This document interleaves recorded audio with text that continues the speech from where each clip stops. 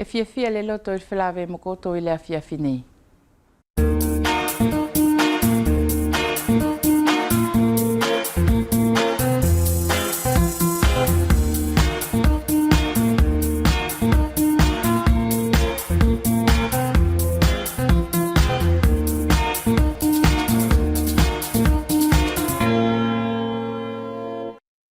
E mamoria tu whakapapa o le fia finei ki a koutou tatau ko whakatasi ti mo mātou i le lakanga nei, malo le kātaki ti mo le tau si mali mai e whai ki le talanoa.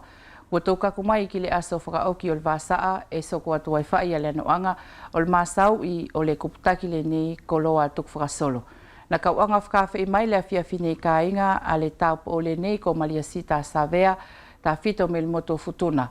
O whelaki ai ki le whawhine le nei ko Emeline po le lei ke tau anga masau iai a le koloa le nei ko le whaita ki e ta fito a whawhine o uvea mufutuna.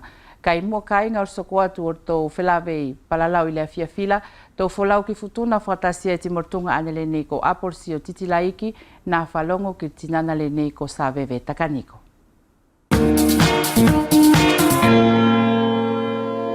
Kainga e mamatama i le aso nei, whakapapa atu, malo la koto kataki ti mo le angatonu mai foki ki lo tātou temi whelawe le nei. I le noanga o le whawhalongo sa ele i le motu le neo tātou, ua kaku mai mua o whawhelawei ki a lātou anei ko potu o whawhine, tā whito a lātou e tufunga ki le ngaoi o whasinga koloa o lo tātou nei a motu. Tiko se whainga mari le nei ke tō kaku mai ki le nei a le whale o le kautasi o le GUE i alo i whatua, a le ia kātou whakatasi ai ti mo le plestare nei o lātou ko Savewe Takaniko. Kau whia ilo tumua ki te temi na kamata mai ai. Me whaike ke anga muwha matala mai ki mātou, pena whia ki kamata mai o kautasi nei? Io, malo Apollo. Takina ke ila kumatala mai, ilea whetasi le kalau e iwa kauwartu primala. Na uru atu aula ku whaksaele potu le nei o le kautasi le nei ko le artisana i alo nei mo singawe. E kauwhi matua mo kauwhawhine o le nā temi. Tila ku uru atu le ia ki aila, sakinake, na whakatu i whakolo ngā whale lau taktasi ke whakasoko ki ai ngā oi whakawhine la, o whawhine whakolo tau taktasi me i tua o kaku ki tawai. Ko ia e me lea whetasi ka lau e iwa kauwatu puonola, kusa ele mai loa le nā teka ngā oi la Apollo. Tin whea ki lo Savewe ale soko mai ai, o kaku mai loki le nei whakaukau, una wholo o tato i alo nei musingawe foki, whaktasi i furi koto ki whaletasi.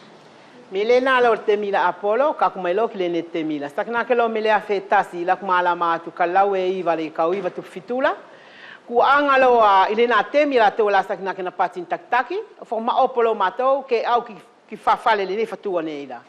O kaku loa whakaukau ke whakatu se whale, taku au whai mo lava ki kuskoi whai loa kau whinela pe masani le kamata mai la. Lo ina whai koutou ko ne arie fo oula, api o klea no lai ki ai.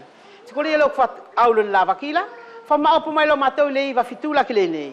O kamata whakatulo ngā whawhalela na whakatula foki e whaumalaela, ana ngā whawhale, ni ngā whawhale tol masau ai la. Kana ato lau. Me le nā le te mila sakina ke pe ono, ko la tau e ato i la tau ria potu whale. Pai vae mātou a whalela. Me le iwa fitula, o iwa walu mai ai e aposio, o iwa mai, kaku mai lok le iwa ki le lua afe kau furula, tolo e mo ngā whale nei, o ma o whalo mo whalela.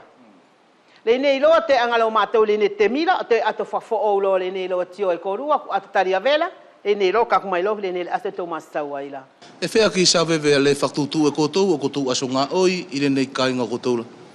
Io, sakinake loa e tataina, ko le vasaa, inga e whai mato me monite ki whiria ono. E whakalongo whai ki whawhine. Ka stakina ke loa pe potu le ni oku, e ia mortastaina oku kotorite. Ko maua loa e tonu ke ngā otu maua me monite ki whiria ono. Me monite ki whiria ono. Ka ko lato nei, whakalongo whai ki lato. E ano whai lato ki lato, la ka kutonu ke au lato. E awhi lato i ka aso ka paula kuni ngā komate Apollo, ti awhi lato ngā oipo uri. Whakalongo whai ki loto mon makeke o whawhine tatataktasi. E whanaki lola matola sa ele. Savewe e ngā tō whai maua mauri o koutou la i nei whai whasinga nei koutou au o ngā oire nei la pe iai ni kia ka whasinga nei te toko i mai fuki ki kautasi le nei o koutou. Io Apollo, tio koe, koni ia konga e whai matoula, ka ia e foki i kia konga, te maua me ia matou ngā whawhala e la lasi. E ngā ngala pe potu le nei kau ariki. Ku matoua nei, kau nea maari matou mlatou. Te ka kwa lato kai furi e fai lato, peko kai o folau e au, peko kai fai whaksoko e lato, kumatou e fai ia. Peko potu le fono, ka kwa lato a kai, peko ne alofa kumatou furi fai ia. Tiko le nalo na fai matou la i Apollo, e se au mai whawhala kilo lato whawhala ia. E fai whaktiro aviki lato, mi o lato la fai numelo, kilo matou la fai numelo, te lolo matou nga fai numelo, matou wane, lo matou nga kautasi. Sakina ke loa, ko mango ake na tau kole a matou nga ne ala pati i koutou nga subvention la. Tuku oki ake e masalo na kwetu kang fulu ne fokusi o mena matou nga ne fnaki i. Kako le nalo la matou nga putupaanga e fifia matou, kot potu le o kai whakau arikila, te sana ke fai fetu ne kai o no foki latou, pe kai fitu. Plak mo potu le o fonola, ko ikilo ana matou nga whawhalato e maua mai matou, me latou la, whala silasi e lo matou nga whanumelo e tataina. Titi o turau le sa veve, mauri le nei ale kautasi koutou la. Fi Apollo fa maua o ke matou fa mauri fa. Masalo ka fi mtua ne panga o latou. Ei, sko yang fo matou ki fa tau pati ia. Tai tio ko ela fai la pe ko ruam tamole, ia fai e ko runga fa fala, ka tali lo ko ruala ke aurteat ma o ke o ka ko pang. Ki matou loa, asa furi fai, ma o fai matou nga afe, sana ke ko pati matou ki nga ko ngala. Fai ne lo ki mari e o mauri te ma o fai nga afe furi, ke tongia e nga fa pane le ki loto falela. Sa veve whakmalo atu ki le noanga o le tarimari o le nei ale whelawei, ki nei whakmatala ko ke anga tuku mai, ta whito mo le nei kautasi koutou. Ke manu ia whae sa veve mo le nei kauwhawhine koutoula, a le soko atu o le tata auwhi o le nei ale kautasi fulmari o tatou. Ko le nā kainga se ngatoanga mo se whakwhelawei na whakasokoake ki le kauwhawhine le nei o le kautasi o le artisana, GIE o Fatua, a mana ki whae kua matala furia tu whae ki koutou, a noanga o ngā oi anga nei roto o ngā tūlaki, whakamalo atu ki le noanga o le fia mamata mai, alo whātu, ko i tau te whakawhalawe mai, ki la wasa akatu mai. E whakamalo lasi ki whai whakamatala le ni tau tinana kai tau soko atu ka inga na ko te mila e to e whai, ko ia kua matala atu whai i al kuptaki o le whilawe e tātou i le awhia whinei. E tō whakataski ai ti mo le taupo o le nei ko Malia Sita Savea o whilake e whaifuki ki whawhine le nei ko Emeline Polelei. Urua ki Malia Sita e ka whakamalo lasi atu, malo le no anga lau kātaki ti mo le whakawhainga o whiwha i whakawhia tala noa le awhia whinei. Ka inkato ai mamata mai malo le kātaki e kau whakapapatu, whilake ki lo poto ki ari ki malo lau kātaki. Emeline Polelei, malo i tau whakataki. Pea mo tau whihake mai pe ke tau whakatahi te awhiawhi. I whoki, malo ki ari ki siau kātaki, whia pe ki te kāinga furi e mamata mai, malo sa kato kātaki. Malia Sita e kau kamata ti molo potula tali e tō masau i tā whito a le akoloa, tuku whakasolo, tina kau anga whirwhiri ke tō anga masau i akoloa le nei ko tākie i motua ni o tātou uvea moftuna. Ka e kau whikamata ti molo potula, ki le koloa whawhenua whakileni e tātou anga e tō anga whakaaungai ko le kupeti. Na whewhea ki Malia Sita, ke anga mua whaumatala mai, a lau kaku ke anga loa o whau as kupeti. Ko le koloa le ni ki aliki ko le kupeti, ko se koloa a whea mo tātou, tina kau masani whai na kau tio e whakaaunga e ni tupuna ma tātou. Kana tupu la kuto e whia au ki ai, tali e ko aku whitaka aki tupule anga o kau tio ai kine ngā oi a kau alape ko le tiro mai i tau whakawhalani atu ko le metie a tise. Kau nake ki sene ka leo te tio ia ki whai tāle ia kau Afrikala. Li liu mai lo ki uvea nei i le lua Afrikan futupu whaala. Kau manaturo kau anga wako.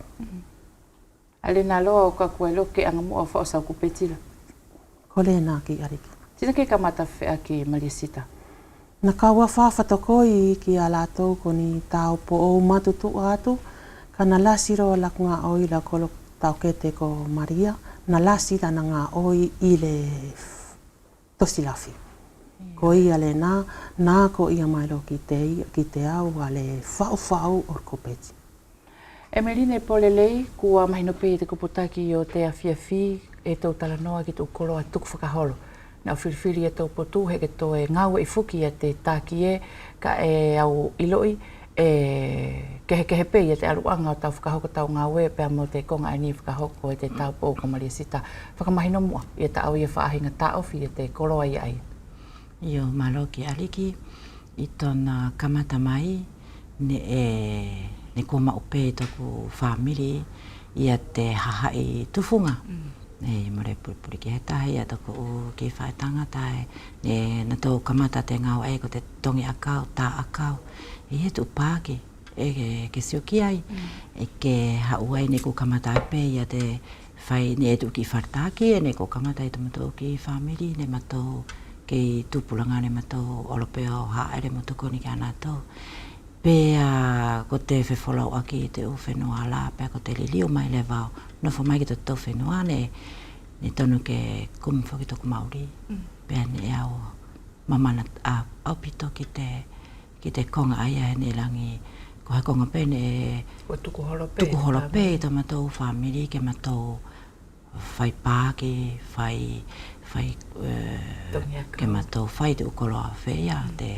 Pea ka mata e lewa ia te konga aia ko te whai pāki ki te uki mo kie. Pea ko tau whaiwhaitaki ani Emeline, ko te tohi ni mā pe whukia ani e ke whakahaukai tau ngāwe ai. Io, ki ariki e tāwhito taku ngāwe ki te whai pāki tohi ni mā. More haku mea ngā au e whoki lāne au loto ke au mai ke whai ake haku kau whaiwhaitaki ke hiki i tu umauheu ke tahi alupe te Kristiano mo tāna ko te mauhinga ai au taku ngāwe ke tahi nofo te Kristiano mo tāna pāki mo tona teo ke kehe ia nā tō ae tohi aki te kupesi ka au whaipe mo te kupesi au whaipe te au potope te whai o te pāki alaka i te ngau e tāwhito ai tupu ai lewa te ui e kehe taku whai pāki he tahi alu au loto ke tahi alu pe te Kristiano mo tona pulei mo i kie. Pea ki tau whakahakola ani e te whai pāki ni mā Emeline. Ko he konga ne e kua ke ako i pē, pe e ko tau sio pē, mo tau whakakaukau i, ai kua tuku kātou pē ki tau whaiwhaitaki e te upāki ai ke tohi nima ki te ukie. Nga kai loa ne mara hina whare ako ia ki ariki nao aro ako ai si tai konga aia. E ia toku ki te hina e ko to ona aia vocación e aruia i te ako o whaiwhaitaki i te upāki ne ala aruia ako tāna whai. Ka ki ta aku ngāwe, ne mole pēa o ako hina whare ako. Ne ko te ohinga pēa o te tau mamana ai. Taku mamana ki taku whai pāki, ki taku pēa hau toko tahi pēia. Kau pure aki i pēa haku upāki, aku. Toko tahi. Maria Sita, ku ke longo mai whae ki vai mai a le whawhine le nei. E keskese ale anu angaru ngā ori a korua la tali e whai pāki li mai ia. Kai ke anga whakaunga i koloa le nei kol kupeti. Ko le alau tio Maria Sita, ki no wholo le ia uwea muftuna, ta whito ki le whaasinga tau silo foki i koloa le nā tātou kol kupeti. Ko le nei ka utio ake nei kua to e whakama oinga kesea ke ta whito uwea nei kua lasi alatou angao, alatou teu tā kupeti. Ko ia ko i kamkama tātou i futuna whakaaonga o le nā konga. Ka ki te au ko se konga e tono ke tau pātu mao. Tari e ko tō pāki a ia, ko pāki a ia o futuna mao kila. Mo le uvea mao kila. Skula lau tio Maria Sita, e ia i sau whaasinga tio atu loa, ki soko atu la loa, nai kau masalo e au whaifuki ale tau tupu, timlala tō whaasinga anga o tā ofifuki a koloa ni whawhenua tātou. E lako tia mama o atu, kor koloa le ni o tātou kor kupeti, e les mawhaia ia ke puri ue ane mfutuna i tau tupu. Tari e mawhai ke tau anga o to e whaiwhainga ia ke formariela. Ka kole tupu anga li o lako pati e les mawhai ke puri, tari e ia tau koloa a whea o tātou e les te mawhai ke puri tau anga i whenua la kor siapo. Ka se kupeti, ti se siapo. Emeline, e hoko atu e taku whia leo mea furi, he e ko mahino pe ia tau ni ma ngā we, tau whaiwhaitaki a tau whahinga tai a te u pe e ko te uki o nā tau furi pe whia whai ki tau ngā we. E whewhai Emeline ia tau whoaki, ia te poto ngā we whoki aia ne e ke whakahoko mai, tā whito he tonu whoki, ke hohoro whoki a tona whaiwhaitaki. E ke loto la kau whuaki kia ai, mula ule whukapa o whuaki whewhai ke he whale ako. Ko te whahinga whuaki o taku ngā we, ko te to'o o taku uki ko ngā e te hahai, e na tō fia i taku ngā we, pe ana tō o mai o to'o, pena to o mai pe o mamata ka e ko tonu whahenga fua ke aia e au sio tuki ai kau ako he tahi ke hau hoko taku ngā we e more wheala kau ako he tahi ke hau hoko taku ngā we ko ta aku ia whakakau toko tahi ka ki taku whakamālo ki te kau kai ngā fuli e na tau fia e ka ke fia he konga pa ke alu to pa ke alu teu ki ai ka e au fia ke ana tau pa whakamālo ki te hai ana tau o mai o whakamauri au, pēna tau fia ana tau teo e au whau. Ko te ngata ia whahenga fua ki o tau koloa, ko te o mai te hahai o fia i te upā ki au whua ki. Kai whewha i la Emeline, he whela lewa ke tau kakuai, hange la ko au, e au to'o ia he kiene ke tā mo oku, pau hau le wau whai taki e te konga ai. Te konga le wai ia ki ariki e whakatupulo tō mamahi au pito, ia te ko ta ako te hai furi e whai pena, e whai tāki, e whai tariha ia, more hona ia tapu.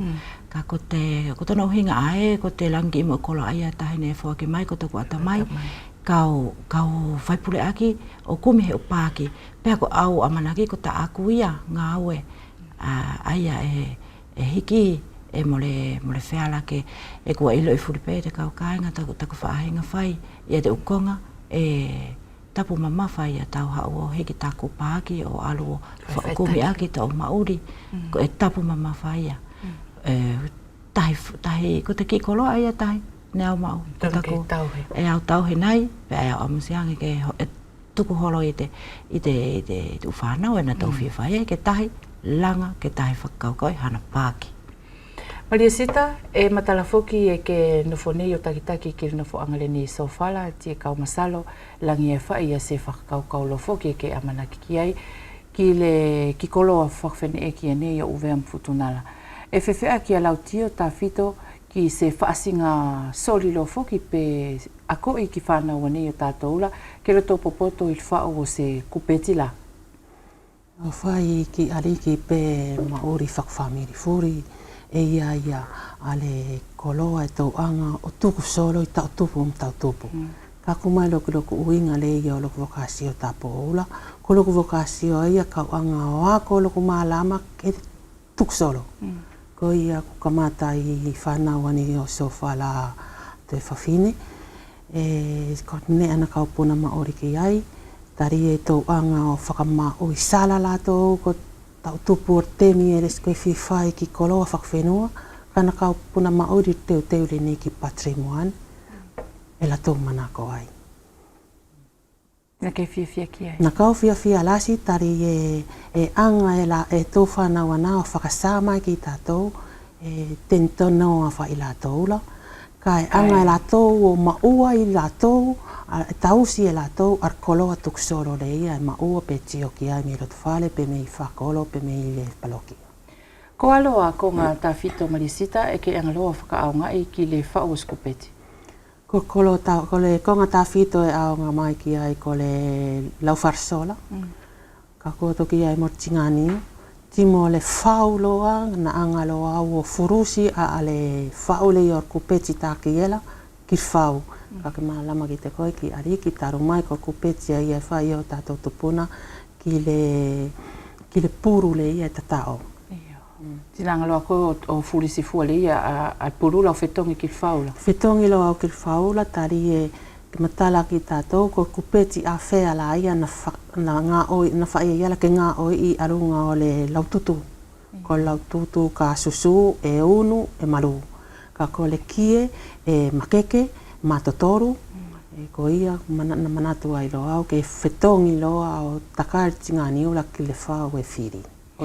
E matala foki te au Marisita, i whaasinga kupeti e kautio ki ai, e whaasinga soalili ki soko mai ki Elonsoa, tie mo na sola lasi.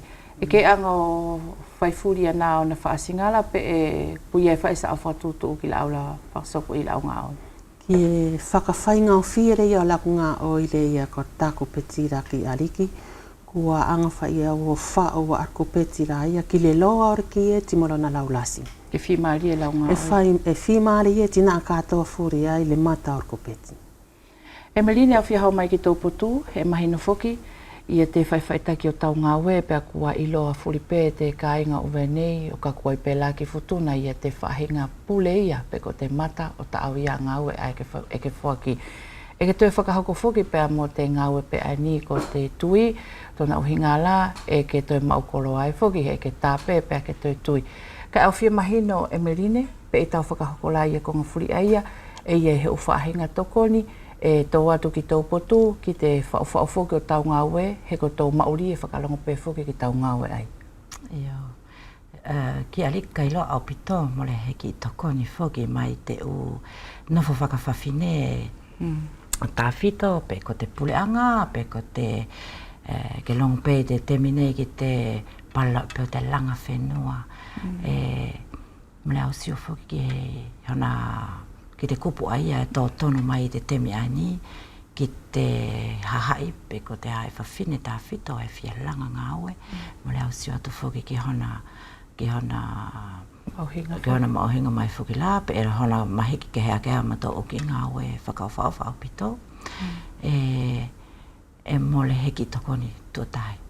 E oe pēne e mole heki au o kole, ka e whaingataa te ui kau te alo toi kole te miani au tukunga pē te la parasiki si u whanau ki e muri mai kena tō o mai pēla hoko atu te kole o he uki tokoni ka ki tōku potu ko te me pēo lawa iku i pē ai ko tō sioki ai.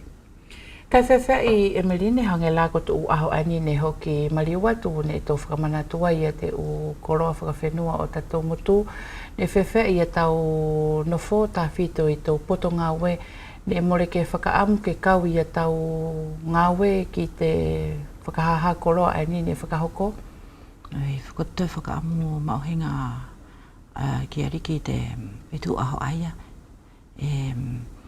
Ke mahino le leo na ai ko te rangi fuapea te tautoa kopi o te temine more ko hana tau i te whakawharani te tema. Mulango hana tau e tautoa pea ana tau ka e nelahi tu konga ne tautoa mai te e ia ele pēr mo te ukoloa tā whito te tuku holo e hau e mau i te mea furi mai te whainga o i ki te ngelu ki te atu ki te whahenga tohi o he pule whau o he moi pena he kua mato ne kua whaiwhaitaki pēlā ia te ukoloa tā ofi te ukoloa tuku holo mai te temi mua ne mato whakaunga i nā tau ia te u lanu aki ia te ufuai akau, ia te ulau akau, aki ia te umoi kele, ke liliu ko he lanu. Nau amanagi pēne au whakaamu ke matou kauma mātou i te whakahaha o te ukoloa tā tuku holo. Ia te matou ki konga, matou amusang ke toi whakahaha pēr mo iloi e te uki whanau tai tupu nei pēne whea ia te whakalanu o he ukonga i te temi ai. Mariasita e kautua liliu mai ki Lopotula tali e ko le kupetila kua whakaau au whaifoki a le lasi o lona whakaau ngai kai tā whito ki pule pe ko mata o skupeti. E nofo is whaasinga e tasi le ne lola kuanga o whatautau le ne potu i ngā oila pe ien whaasinga mata keskese o kupeti. E tasi ano o whaipe lafi e ki ariki e whakalongo whaia a le pule ki lo poto whao. Ka ki lako ngā oi i o sakupeti, kua lasi whaifoki a lako a ngā o whilo moni mata pule, tali e i le kautio i alape, e whelongo i a matala. Iyo, timu tātou, ma whaiwhai ke ia i a pule e whelongo i a tātou, ko ia e whao e au la kupeti pe pati atua a Emeline nei la nei, e whao au la ke kese la kua mata. Ke aua nā tatau mo le matai kupeti a whea. Tikule ni lau tā ofi la Mariasita e ke anga maua al mata a whea li o kupeti a uwe amputunala? E maua e au tari e ngā oi e au a kupeti la i a kiela sakina ke fua ke maua sona lanu kai toi lasi whaifuki laku anga le i o tosila. Kai maua e au o whailape le mata e toa tātou i whakfutuna ko matai palena. E tō sirsiapo, ko ia ko mata a whea nā e anga o maua. Emeline te whaiwhaitaki o tau ngā ue, e whewhea i a tau whirio i a tau whaahinga pāki ai ke whuaki ke whia whaifuki ki ia te kāinga.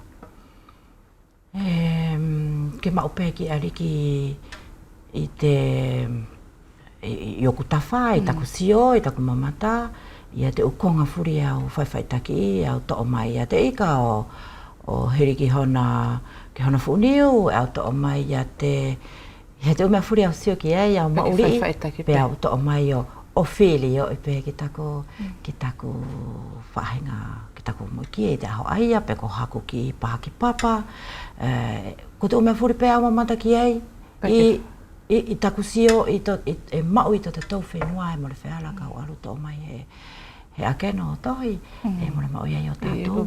E au to'o pē te umea ai au sio ki ei te mātala i akau, te whisi akau, te mai te loto taiki ki te whunga whenua, e au to'o pē te atukonga furi aia, o hiri, o whili o hiri ki te uki moikie, pe ko te uki papa. I te temi ani Emeline ko ke tokanga i pē, hange ko te uki konga ko ke whaiwhaitaki pe whikila, mori ke malau i ana tō, wana tō whakahoku i te ngau aia ko te tākie. E iei hau whaahinga sio Emeline, pēr mokonga i wheala ke whakahoku i o tatou motu, tā whitolaki a ko tō whuki ana tō whakahoku i te ngau ani ko te tākie. Te konga lewa aia ki ariki e mauhinga au pito ki au tau whehu i taku sio anga lewa i tamatou i te alo te temi ko lahi au pito te haha i kona tau langau e whena. Tona o hinga ae, ko te haha i tā whito ani au toka ngai, ko te haha i ko e ngau e ki te pule anga. E na tau toi whai e te oki ngau aia, ko te tui, ko te tākia o lo voti. Tutai whaki ama tau ki ngau e. Tona o hinga ae, e tuku hau mātou, e hingo i te whakawharani o te pātont. E tuku hau mātou ki te pule anga mo te terituale, ke mātou ngāu e whaitaria, pe ea mātou uki konga e mātou, e ko te usharja mātou ukonga e mātou totongi. Te mai te lue o te ki whare ki te totongi o te uki mea ngāu e tonkovi au pito. E mamafa ki a mātou i a te haifuri ana, e au whakaamugena tau whakalongo mai. Mole aunga tana tau ho ko te ngau e whena, he ko tā mātou ngau e mauri e mātou. Hau nā tau te tongi a mātou ki ngau e, he tuku hau mātou, ngau pa nā tau ki te pule anga, ka nau toka ngai tā whito e lahi te hae whena. E ne kua nā tau whai te tai, e nā tau whai te ngau e, ka e ngau e tua lau. Pea mo te lahi lewa mo te kau kāinga mo le hana tau ki tuku hau, ngau e whai tari a wheia, e nā tau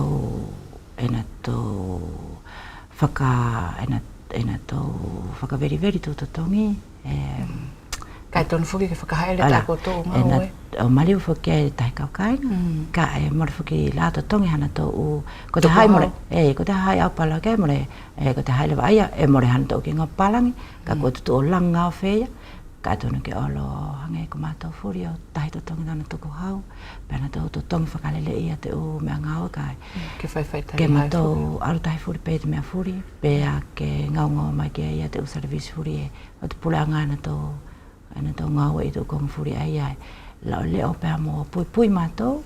Pēa mo tukoni mai whaka mātou. Te langa Māori. Ki te langa Māori. Pēko te langa whenua pē whoki tā whito. He wheala pē te matou ngau e. E ke siupulako e mora wheala kau tutongi mai. Kau tō mai haku whakau ngau e. Ka e au amiseanga whakila. Kau whakaunga i hu whanau e. Tō mora hana tō ki ngau e. Ke o mai o hoko atu si o ngau e. Ke o mai leo te koloa. Ke o mai o whau mai e taku u kupesi. Peko haku u pena, peko haku ua. Ka e mora whakila wheala he more wheaunga. E tono ke sisio mai ia te ukau tai whakawhawhine furi ki amata ulu ngau e pēna tō tokoni mai tā whito. O hange lako te konga niko ke palalau ki ai Emeline, he e ha mai tō potu, e tono ke kita ngau whaiwhai taliha, mo ka pau ko te tongi ha kita tuku hau. Ka hange la he au manatui e iei tō whakahau, nga e tono ke whakahoko, pē ko uwea ni pē lava, pē ko tō pule anga, e tono ke awe ki ai lewa hange ia koutou, ke kau ki tō whakahau nga aia. E iei he ko ngai e whakatūtū ki a koutou whaki aia e langa ngā ue whea, hange whaki la koutou potu? I te... Hange ki te tau whiriwhiri whaki aia o te haha i e tonu ke kau ki te whakahaunga? Ko te ukonga mauhinga he mau pēt whenua furi te whiriwhiri o ni haha i ke olo whakawhonga an tō whenua i tana tō u whahinga o kekehe. I taku no whone au ne au kau tu tahi pe te lua fa mawhai ki no mea I te whakaha kolo whai ka re tahi tong pēr mātou si mea furfuri. Pe ne mora ki I toko ni mora usau tupu ni mora ano toko mai ka mātou ko tona whakamuri pe o te mātou ki whakaha ko ngai ne o se mātou ki ko ngai I te to e kartonia malo se on tau ofa. Kane e o se furpe fuki to hui ki tau to he wakalele to o tere neke na whai tau moto ka neke lue ta wala ne mora usau tupu ne whewhe he toko ne wala ne lele pe tamatou na pela ni o langai ha moto u fuar fe ya ko te u hoko atu o te u konga fe na ne he ki e fai pe au long pe ko ni pe fai e oro te hai ki to polanga o whakaha na to u te kautai ni na to tokoni mo leo pe mo langa ia te maori whakawhenua whakaekonomika ko to ilo tawhito peke to service whena e ngau te sesema ne mole au kaulewa I te u konga aia e mrau mahino ki ai. E whea pepe mo te servisi mai anai aka te hai whawhine e whea pepe mo te servisi o te culturel ne mole hana tau ki whakatoka mai lewa ke matou Tāpi ki whakatahi na tau tuania pe na amatale le whau a matou konga matou ormoia.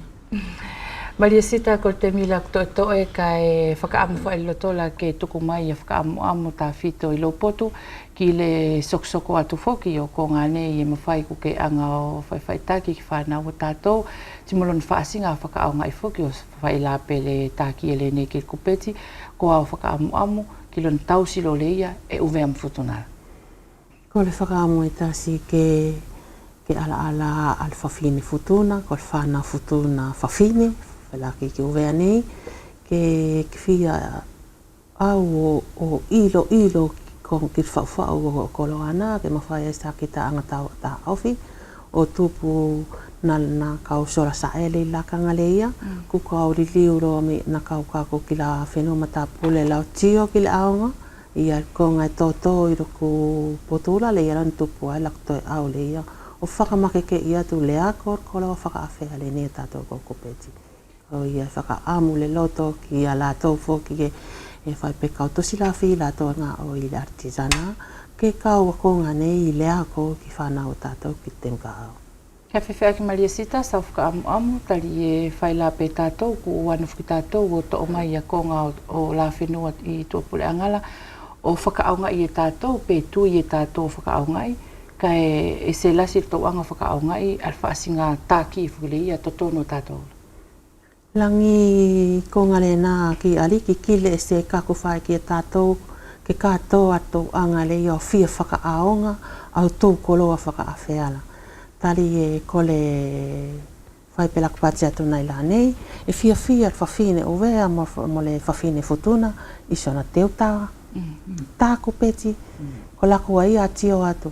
Tie kau tio atu whoki atu pule anga nei e nofo me ia I kutou oso ki Sawa nei, kutou oso ki Afrika, ki se tio Afrika, e ia I swafine Afrika ku teo mai, ki se ki te whakaue, ki se teo whakaue, le ne fua taiti e whewhi mai kutou whetolo atu ki taiti a, whatatongi ana, na tono ke langa ia, ke kau ki langa whenua le ia uwea whutunala ki pa ofi le nei o le tāwha kupeti le ia tātoura.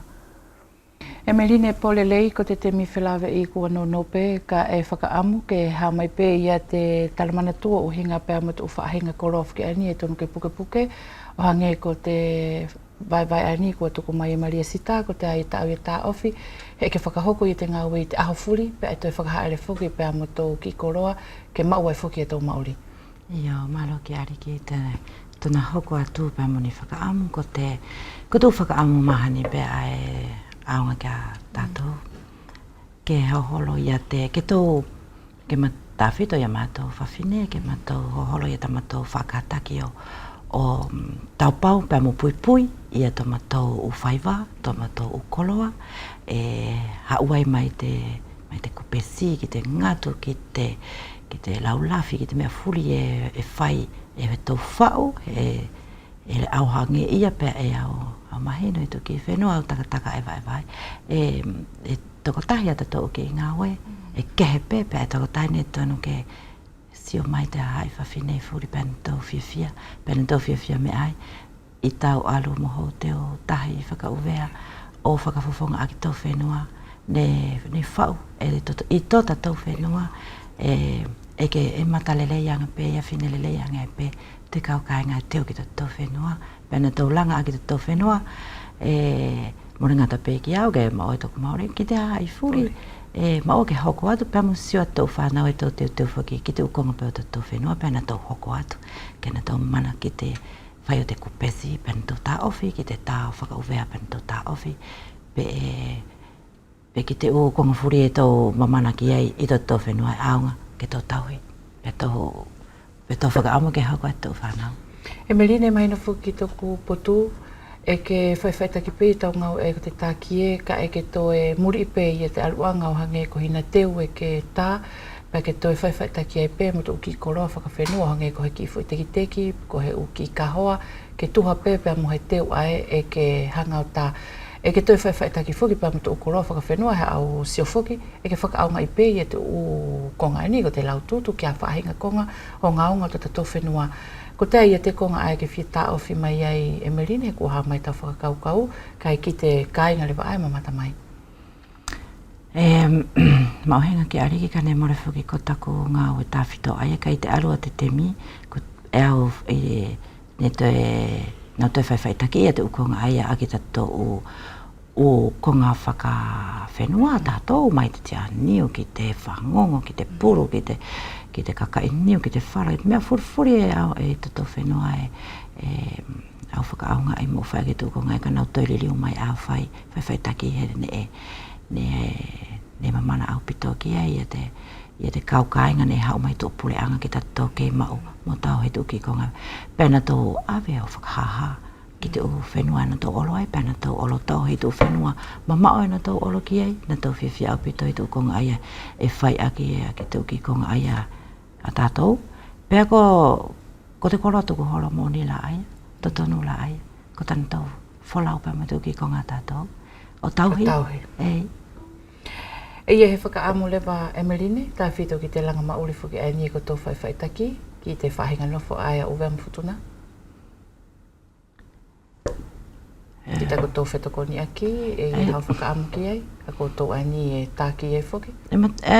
Ko te o whakaamu mani pēr, ia ki ari kia nau e tōna nai, ko te o whakaamu ke matou kautahi tō mau, o langa ta matou, o tā ofi, ta matou whahinga ngā ue, e mahina lele pēr, tahina fui tana ngā ue, mahina lele as pēr ia, e matou tahina fui pēr, tahi tō ula ki tana ngā ue ke matou mauri ai.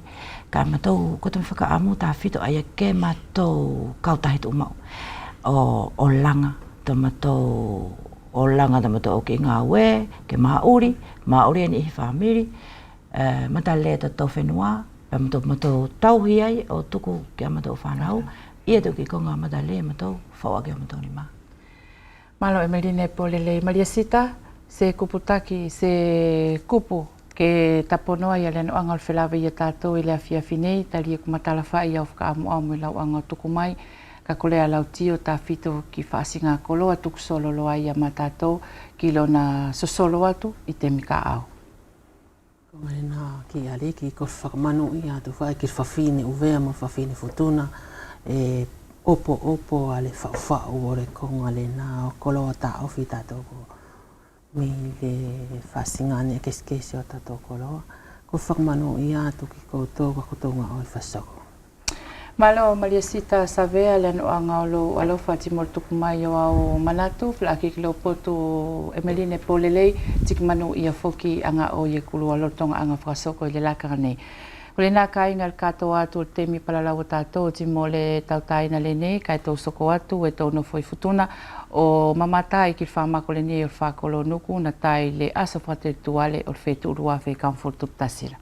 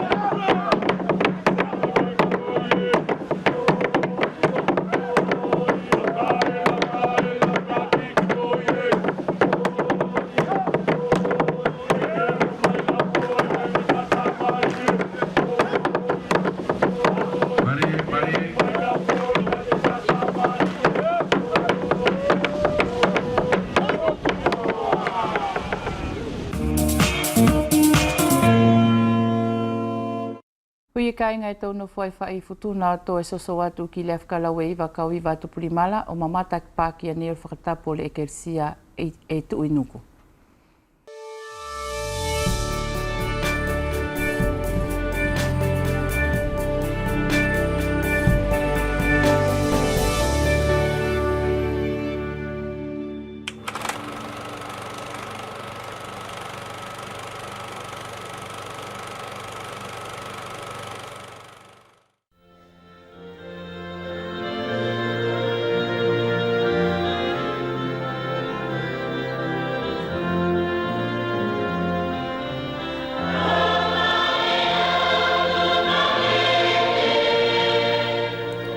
Ua tuu i at whiriao no aha hongfurumanima o te sperio tauani i te historia o futuna. Ua haerei whakaretina le pio mo mo seniolo fuahea o whakatapu i te ngā wetapu ne e tuula ki lorotonga mahina e fitu e te palokia Singave. Mai te whakata o te kalavi e te ulu i tufunga ki te epikopo, ki te hufi lewa o te wharetapu e te kāinga lotu o a uai ki tona whakatapu i ne e whakalongo pe mea furi ki te awhia mo seniolo. Tōtonga whonu i te mamalu hene e kaunga maria he nai e nātou mao tuulanga, mai uvea, Kaletonia, Haamoa, pe amofisi.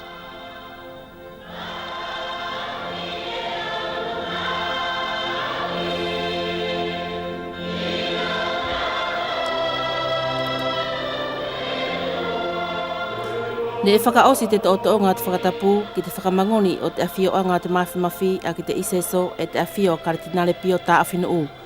Malumalunga kua kātoa na teu, te toi whakafo o te tapena kulo ma te setasio, ne ngā wei e manafa matona te hina pe te loo korivai. Ko teu furi o te sangatuari o, mai te aretare ki te uhekaanga, ne e pena penai a ki te akau o te whenua. Kua whonu te whare lotu i te fia mo te karasia i te aho aia.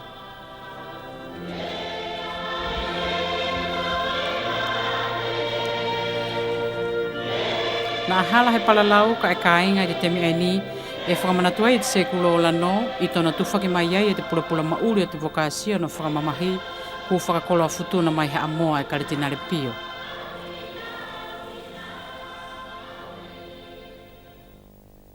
Makalonga ki stasi fola whakatata. Le lau maasina te utei o le nei le whare. E e tō mau po kumai le aso nei o whaira na whakatapu ina. O whai pēla tātou whakawhetāi whakamālo ki le atua. O inga marana toko i mai ki le whai o nei ngā oi. Ngā oi whai ngatā. Nā le se iro a tātou pē whai whakawhea ki anai. I le tio atu rei ko tātou atafa. Ele i eni mea ki tōua ngā whai. Ele i eni pāma. Kai longa i fua whainga tā o nā nea. Ka kua tōlo tu whawhia, mo au mai na tōlo tu kātoa ki ai. Ko te whai maulanga ne e to'o e te hae whawhine o te ukolo whiua toloke mō tawai. Ko tana tō whakawhetai mo whakamālo ki te ariki, i te lava lelei o te ngāwe, te mole he tu tāmaki, tāruto na kamata mai te mahina o maio o te tau eni. Whakawhetai mo whakawikiviki i tana tauto e maufuri, te whakatapui o te whare lotu. I te temi, ne amanagi tuku angaia ki o nā whiri, kai hului a ki tona, mo tona loto whaitariha ki tona pāsio. Nei nā tō i a te pāne, pēr nei na tupatufa ki ana te ispulo, mo ina lau te ukupu aini. Ke koutou tō mo kai whipeki ai, e ko toku sino aini e tuku atu uhi ko koutou.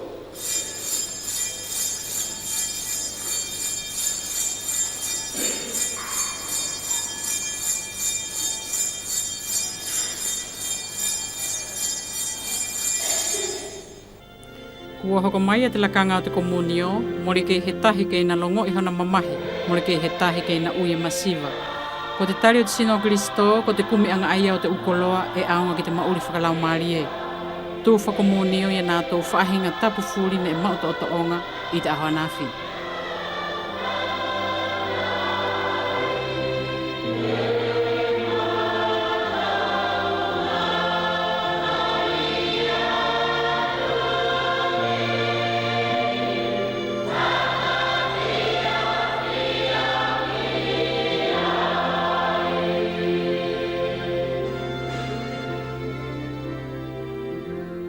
Tapuagi yagoto eda dumafi mafi, etamai, motealo, motela mari maunioni.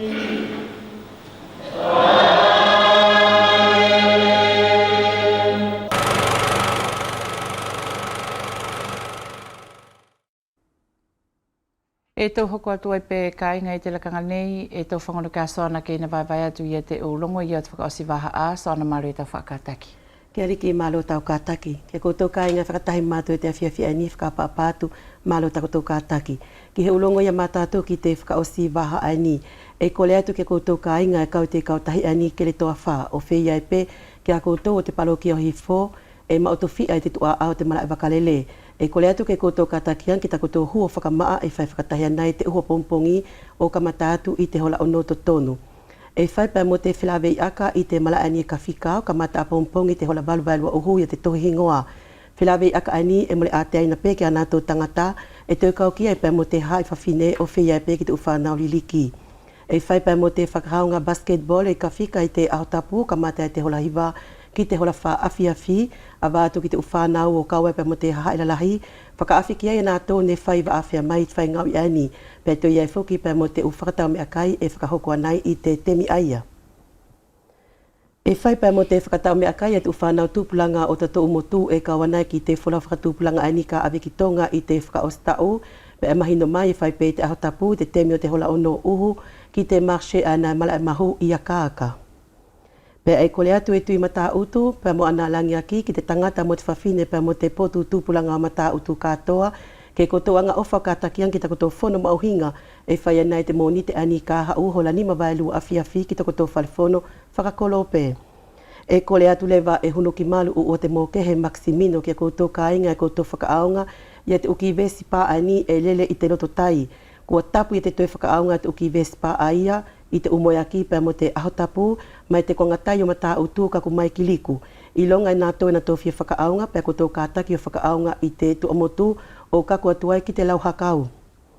Ko mahino atu kāinga ko te Dominika ani kātou hoko atu ki ai e whakamanatu ai ki te hufanga ani ko sangato Mikaele Alcaselo, hufanga o te kolo hafosia uvea nei, e hoko anai ki te tōtonga te misahiria pe hoko atu ki te tōtonga whawhenua. Ki futuna e misail astapu i le kapela line sangato Mikaele Alcaselo i malae o ki le misa soko atu e ki tōtonga whawhenua me kawa ki le alik sauti anga ifo soko atu ati mo le katoanga. Le nā ki aliki mo le katoa me mata mai kāinga, ar katoa tu monilongo matato ki whakao ki vasa ale nei. Malo soana tufele laua whalongo.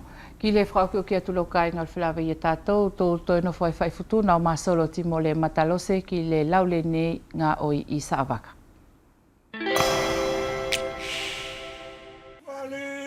Mo putuna tau whaka pea pea kua toe whakamana tui lato Kaletonia. Ai tau a pamua ilona i se tolea leu i ngā ole mate na soko ki a te ia. Wana whakapapa una whaike amale ale nei kua soka fua mano ia. O paka fia na kua soko aia kole olo whangalasi ale Oceania. O paka malo fia lelo to kua to e whakamana to i poilo naso. E ole ke le ale ke na whai pule a ke ta e pono i tamana whakatasi mo poe. Ai sola me i talana alofa ke ai na tau si patele i lana kakumae. O paka fia na kua soko ai a kole olo whangalasi o le Oceania. O paka malo fia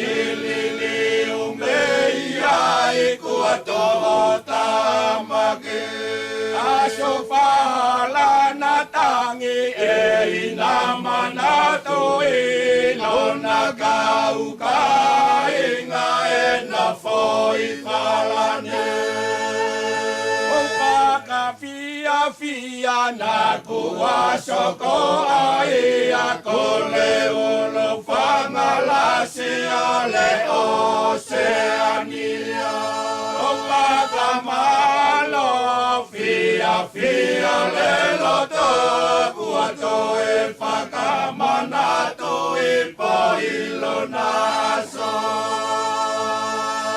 Namate pete lo chi whakapole a futuna katoa kaisa i le langi le kolo se komale a mole whakamaole mole kau Barcelona au whakatase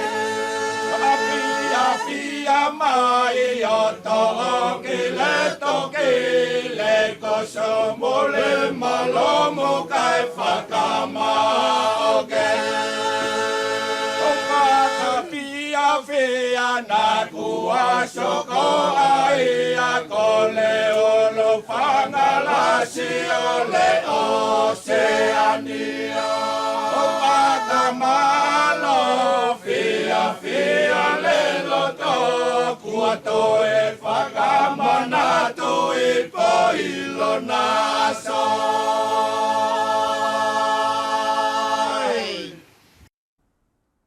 Kain katoa e mamata mai, ko le nal katoa tu o le whilawe na te uteu i ki le nele a whiawhila, kau whakmalo la sia tu ai ki lanu anga tuku mai o le whalanaki, lortonga le basa katoa le nei.